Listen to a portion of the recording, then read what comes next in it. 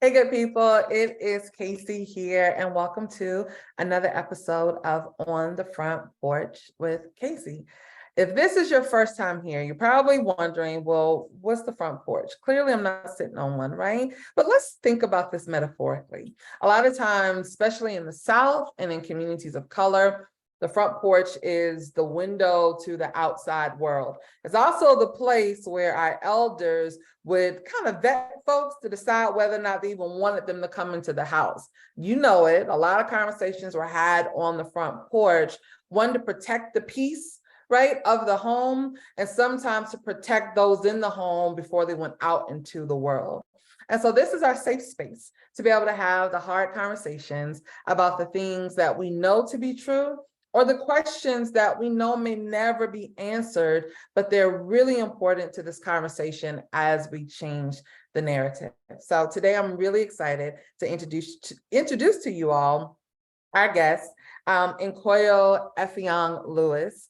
And she is a rock star here in Atlanta. I'm going to give her a moment to introduce herself, but she is someone that I have come to know as an advocate for young people, an advocate for community, and really an advocate for us, right? And so I am just looking forward to this conversation that we're going to have this morning. And so, Nkoyo, if you want to take it away and give us a quick introduction of yourself, we'd love to hear from you.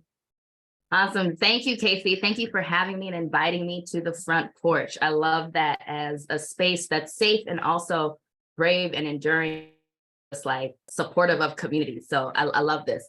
As you mentioned, I'm Nkoyo-Ene Effiong Lewis, career and leadership strategist on a mission to revolutionize the world. Honestly, I work with social impact leaders who are ready to turn their audacious ideas into actual initiatives that generate revenue, engage stakeholders, and ultimately transform the world. I always tell people my currency is impact. And in everything that I do, I'm very intentional about making sure that the impact is expanding access for the greater good of all of us so that we can truly live and exist in a world that is nurturing, supportive, encouraging, and fun, ultimately. So I'm glad to be here to have a deep conversation about how that looks in a lot of different ways. Awesome. Love it. Love it. So one of the questions because I like to just jump right in, right? Yeah. Tell me a little bit about why the work of our community is a priority for you. Why is it necessary for you to show up, to use those leadership traits and also building them in other folks? Like how is that necessary to the narrative change or shift that we're looking to seek, or just rebuilding our community? How does that fit in for you, and why is it so important? Yes, this is purpose work for me. This is what I believe as a woman of faith that I was designed to do. It's not always the thing that I want to do, but I truly believe that it is the thing that I was called and commissioned and set on this earth to do. And that really is to help people to self-actualize, to find their true meaning and live in their fullest. And I don't think we can do that outside of community.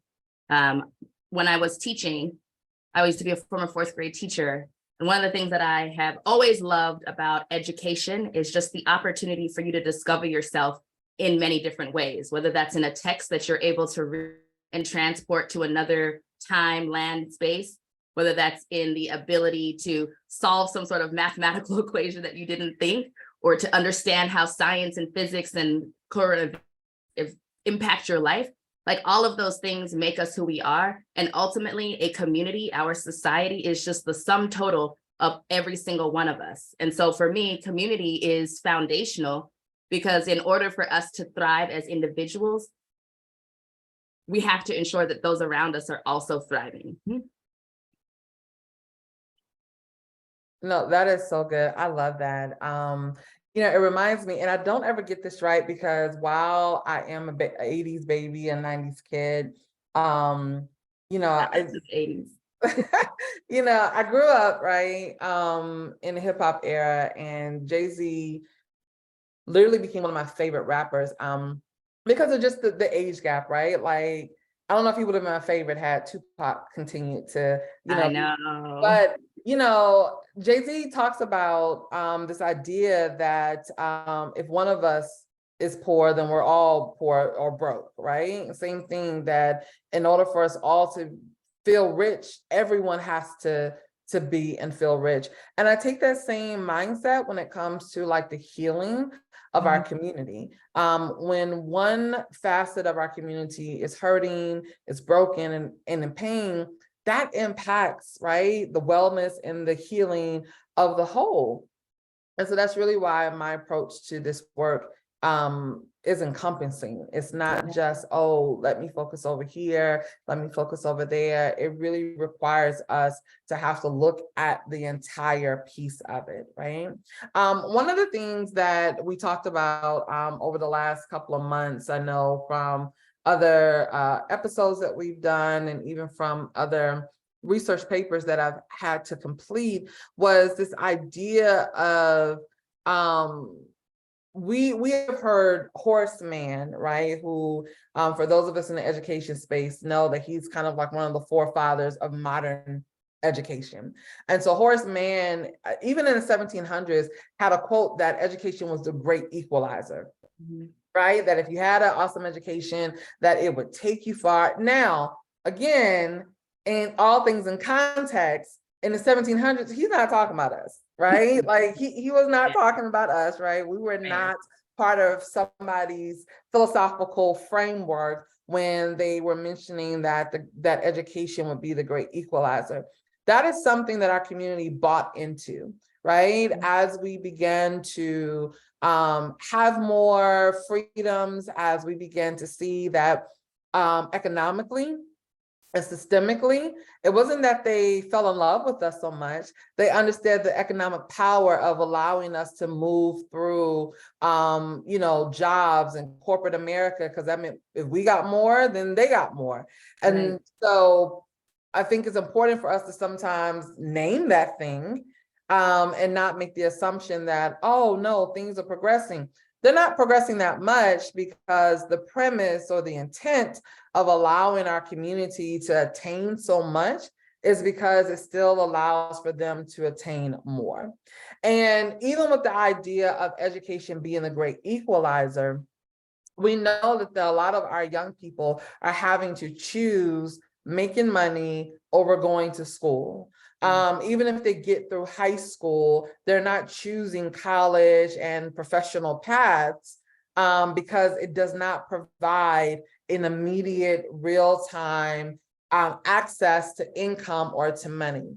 So one of the questions I get asked a lot of times is, how do we combat truancy? Because like, well, we can't even educate them if they're not in the building.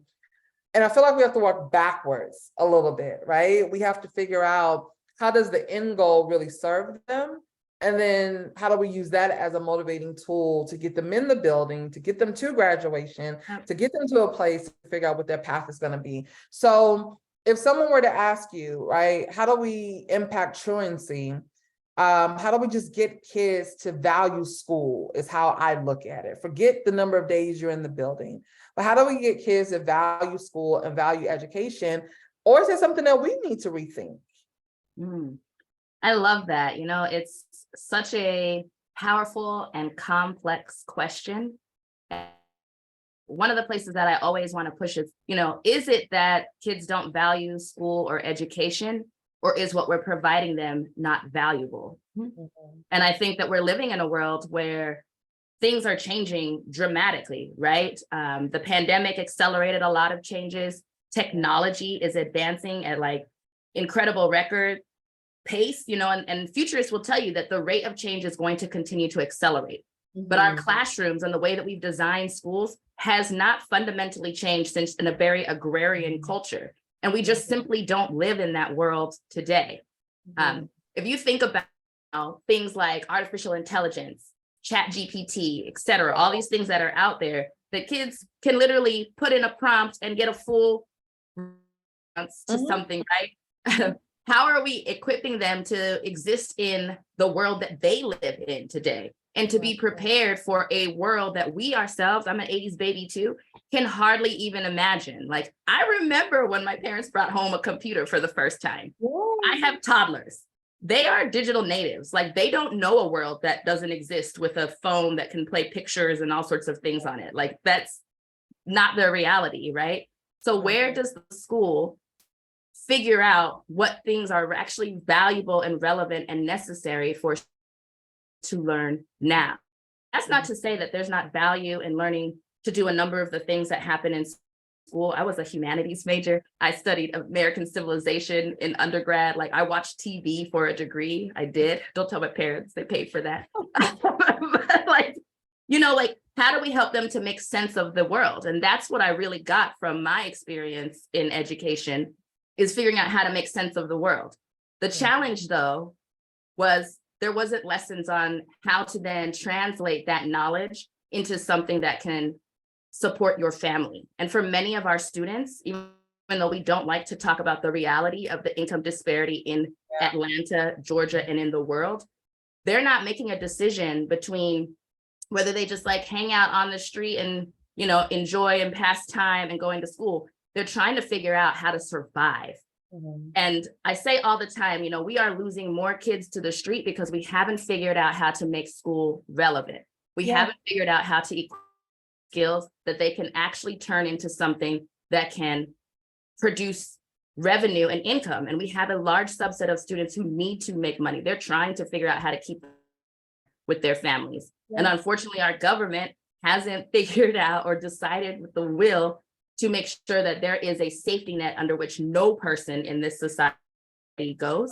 And until we get there, we have to figure out how we are helping students make sense of their reality, honor where they're coming from, and equip them to move forward in a way that is more beneficial to both our school systems that have the charge of educating our students and our students who are supposed to get something of value.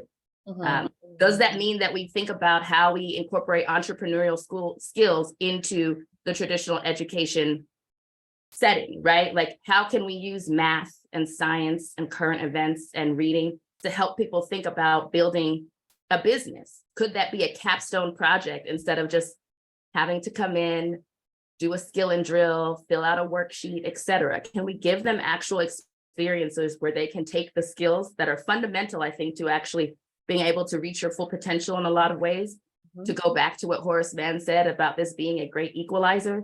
But can we have them use those skills, learn those skills, build those skills in the context of something that's relevant to them today? Yeah. I mean, as you know, and for those who are probably going to see this video, you know, in 2021, I ran for school board, and I ran at large, which is a citywide seat. And part of my drive for that was I needed us to elevate this conversation of a lot of what you just shared, which is we have to do school differently. I started my college career as an early childhood education major. My parents were older, like way older. My biological father was actually born in 1926. So for him, when he was giving us and all of his daughters advice on what careers he thought we needed, it was either go be a nurse or go be a teacher, right? Because for his generation, those were safe jobs. I took the early childhood education route because I valued my father's opinion, but my mom also taught elementary school for 38 years when she retired. So I saw it in real time and I was like, oh, this could be a good profession, right? Realized quickly that this is not for me. You know, being in the classroom, but what I learned in that year or so, sitting under folks like Baba Asa Hilliard from Georgia State University, who was just internationally renowned as it came to child development and education, as a Georgia State professor. His counterparts, Dr. and Mrs. Young, who ran the education department over at Morris Brown. And so what I learned sitting in pedagogy courses and educational history courses is that school was designed one as a filler when folks could not go into the field, Black and white, right? Even poor white folks who were sharecropping as well, right? Like we don't tell that side of it. But for those who were living in rural communities, and when the seasons would change and you couldn't harvest a crop, there was something you had to do with these young people. And so they began to send them to school, which is why some of our families only made it to 8th grade, only made it to 3rd grade, 4th grade, as the need changed for the family economics, right?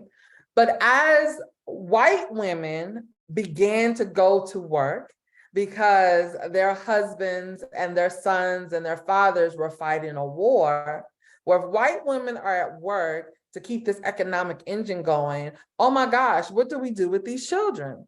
We have to place them somewhere.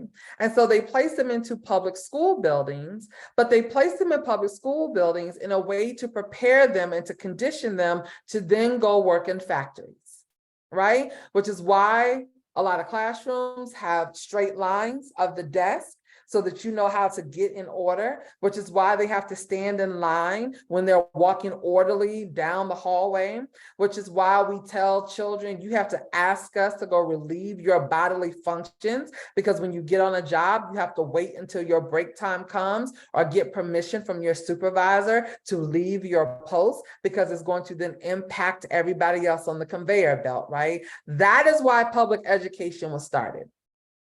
And people like to fight me because they think about, oh, well, Yale and Harvard and Princeton were around for years. Those were private institutions for wealthy white folks who wanted their children to be cultured and learned. And it was not preparing them for the workforce.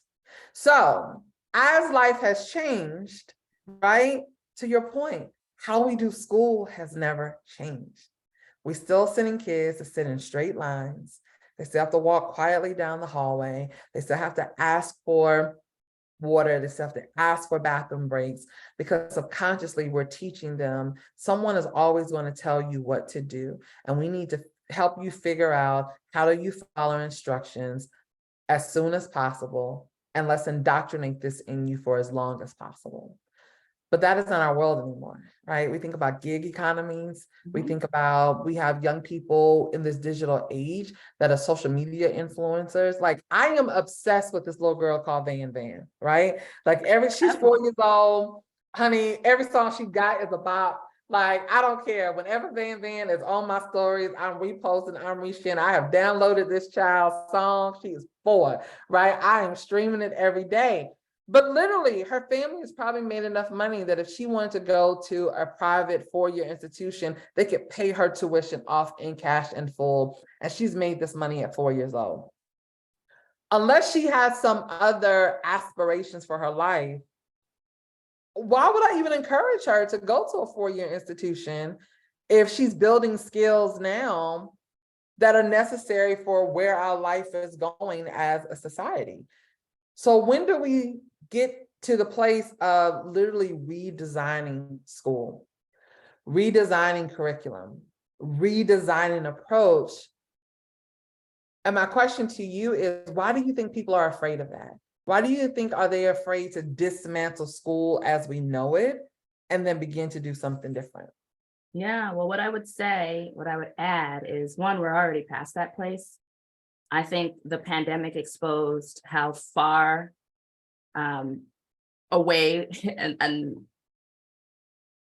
how desperately we need to make significant changes in our education system right now. I would also add, there's this great article, and of course I'm going to forget this, but she talks about how our classrooms are social. And so you have classrooms like the one that you defined that are really there to just make sure that the working class continues to be a working class. And then there have other classrooms, maybe more akin to some of your Princeton, Harvards, and those types of experiences that people have had, that are preparing the next level of C-suite leaders, that are offering autonomy and an opportunity for them to think and direct, where they aren't having to ask permission to do every single part of their life, right? And I think that those types of schools have always existed. It's just that many of us haven't had an opportunity to say what we want in our schools. We haven't been able to have voice around what's needed in our and then I think, that indoctrination, that there's comfortability in what has been consistent and what's the same. And what I always say to people who are leaders, who want to do bold things, who have big ideas, is that the first consistent thing that you will face is resistance. And that's even from people who want the exact same outcome that you are offering. And while we care and we want creativity and we want to show that we as a country are, the first world, the leaders, et cetera, what's very difficult about that is going through the process of change that's required to do it. Yeah. And so I think that there are a lot of people who agree, the foundation of which our schools were built were, potentially problematic in some ways, particularly if we're looking at it now and have the value site and be able to look backwards. In addition to wanting to make sure we had a workforce, right? There's actually a lot of push for public education at a time that didn't contemplate people of color, right? Like it wasn't for us because the government didn't trust parents to educate their children to have the type of values, et cetera, that they wanted. Yeah. There's always been this level of government sort of influence in how and why schools are set up the way that they are. Yeah. Yeah. And I think, I was just gonna say, I think what's powerful about this moment and what social media and the ability to just get on your phone and record things is that it is shining a light on the fact that there are so many other ways to be successful, that the one sort of path, the linear lens that we've looked at and evaluated intelligence, et cetera, is caving under the reality that you can be very successful with a creative business. Like your creativity, your ability to see things with an artistic eye can be equally as valuable as your ability to bubble in a certain number of answers correctly. And we have for a very long time measured intelligence and value one way.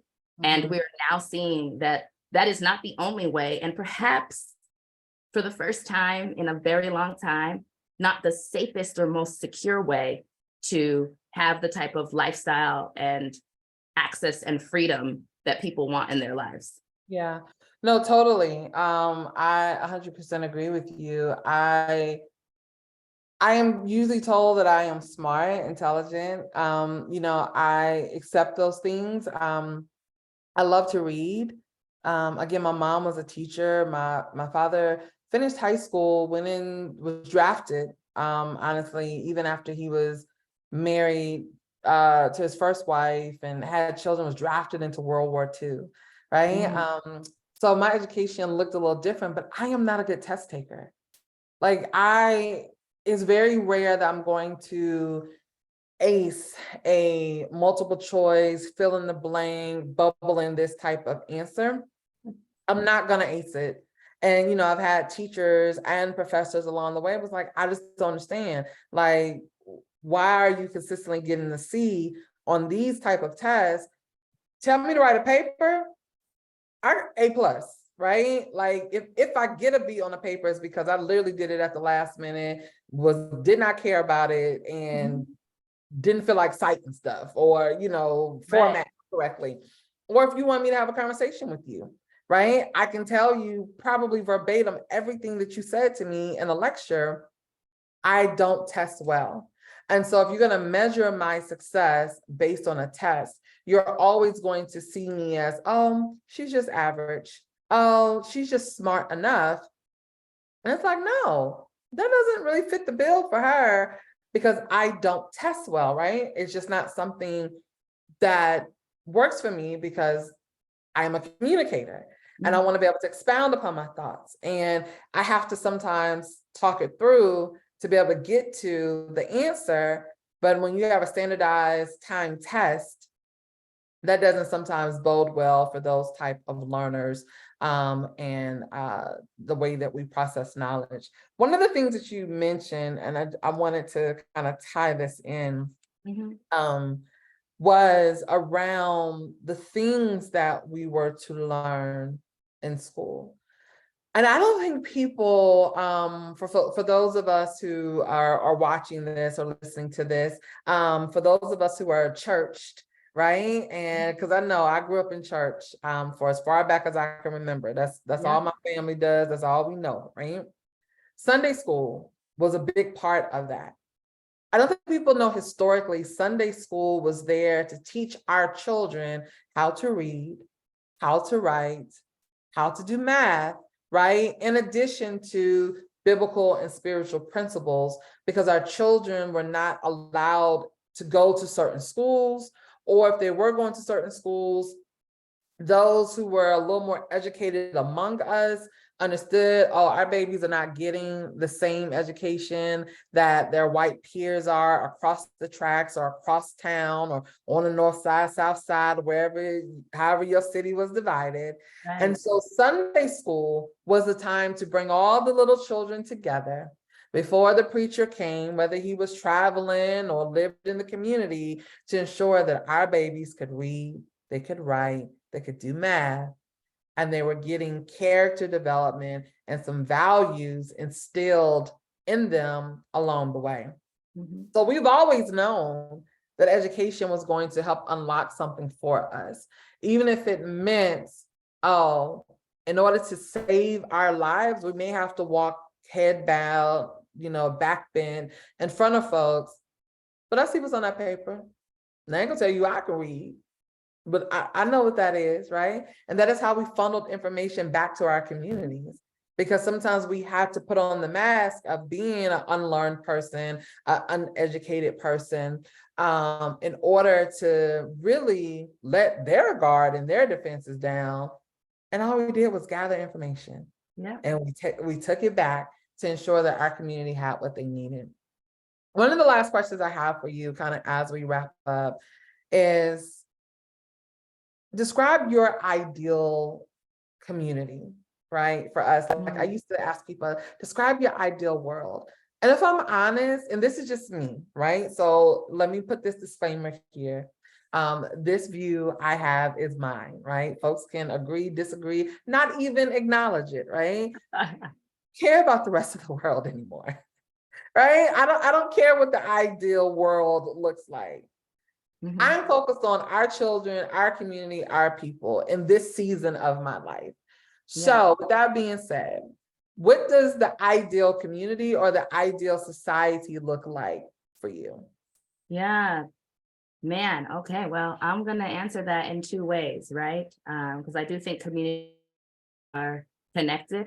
And until we figure out how every community can have value and coexist, we're all still shackled to a lesser experience of life. Like that is what I always say, you can hold whatever beliefs you have about people based on immutable characteristics, things that they cannot change, the color of their skin, their abilities, so on and so forth. You can hold negative viewpoints about that, but those beliefs truly hold you back as well. And so I left the game of trying to change hearts and minds sometime around law school. I think law school really jaded me in a lot of different ways.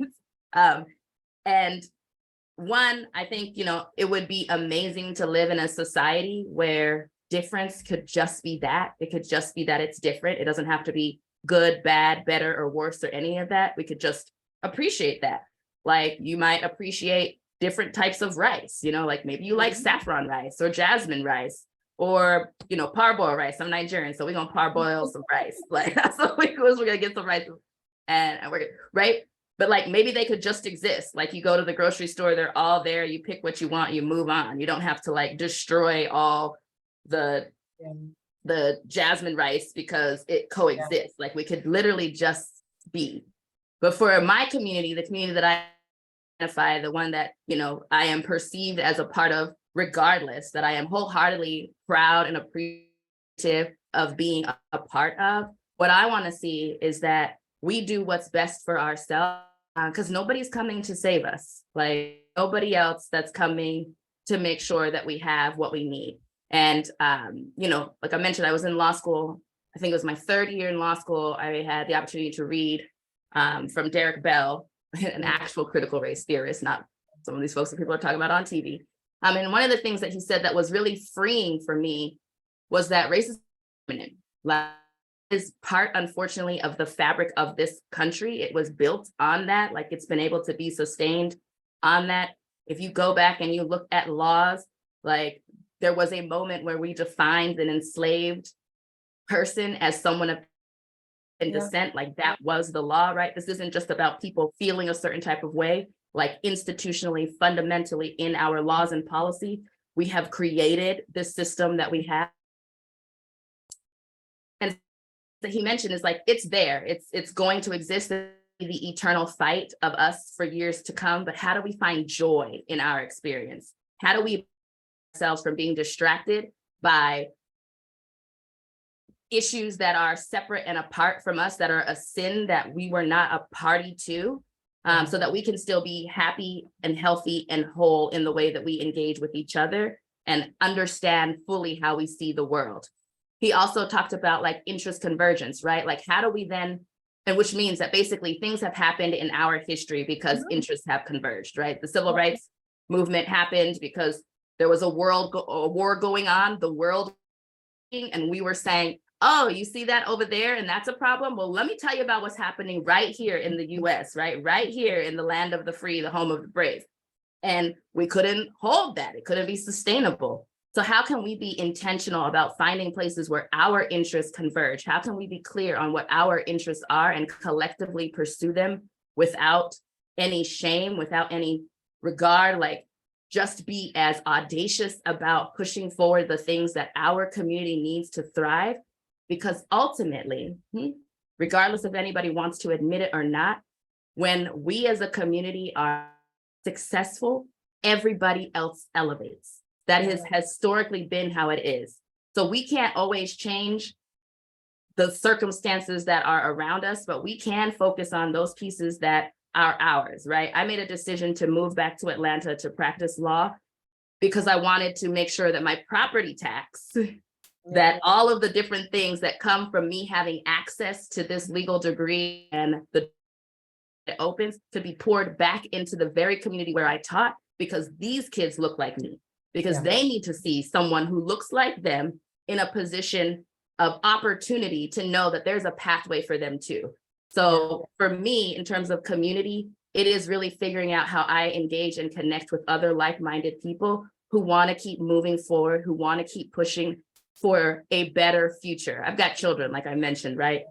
I have learned when I taught, I was the educated one. The people who needed the education, who needed those skills were not me. So I couldn't prioritize my needs, because ultimately what I'm trying to do is ensure that there is a legacy that lives on well beyond myself. And so for me, community is connecting with other people like you who want to do the work, who are okay with the criticism that comes. So we can find that safety and support for ourselves to keep pushing, because the things that we're doing today are literally transforming what the future will be for our children. No, absolutely. I love it. I absolutely love it. I'm right there with you. And that is why I am as impassioned as I am, as vocal as I am. And I'm at the place where I don't care what it looks like to the rest of the folks, right? We're going to do what we have to do to make sure that our community thrives. So tell us how folks can find you. What do you have going on? How can people stay connected to you? Absolutely. So I am on social, Instagram, TikTok, Twitter, LinkedIn. You can find me. I just changed my handle. So it is Nkoyo-Ene Lewis on all those platforms. And I'm getting ready to launch a new website, leadaudaciously.com, which is really about finding ways that we as individuals can level. I truly believe you don't have to be the one who's been crowned or titled as the leader to have transformational, influential change in society. And so I am working on a movement to just help more and more people find the leader within them and translate their audacious vision into the world, so that we can get closer to living free, so that we can get closer to amplify equity and justice and liberation for ourselves, and move along on the path. So you can definitely find me in those two places. And I don't know, depending on when this airs, you'll probably be seeing my face all over the city, because I'm definitely in pursuit of making sure that our education system does what it's supposed to be doing and does right by every single child within it. I love it. Well, I can't wait to see you. I cannot wait to stay plugged in and tuned in to all that you have. And so for folks who may not have caught the information because you're driving or multitasking, we're going to make sure that we put all of her links in our captions and in our description so that you can go back and refer to those.